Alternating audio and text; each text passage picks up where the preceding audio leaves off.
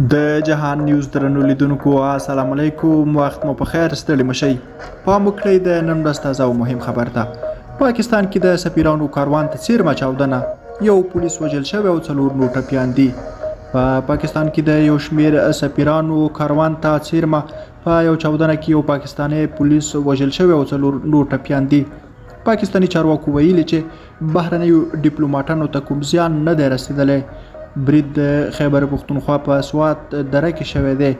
پولیسو د ازادۍ راډیو مشال څانګې ته ویلي ټاکل شوي وه د 12 هیوادونو سفیران په منګوره کې د سوات د سوداګرۍ خونې تر غونډې وروسته په چکر ملم جبهې ته ورشي چې په لار کې ورسره د مل پولیسو په موټر چاودنه وشوه. چارواکي وایي چې د روسیې، ایران، قزاقستان، ترکمنستان، تاجکستان، ایتوپیا، اندونیزیا، پرتګال، بوسنیا، زیمبابوې، ویتنام او روانډا سفیران سوات ته تللي وو. د پاکستان د بهرنیو چارو وزارت ویلي چې دا سفیران د ورځې تر پایه په خوندي توګه اسلام آباد ته رسول شوي دي. درنو لیدونکو، تاسو هم خپل نظریات شریک کړئ. له ملتیا مو مننه. په اخره کې زموږ چینل هم سبسکرایب کړئ. ښه وخت ښې شیبې.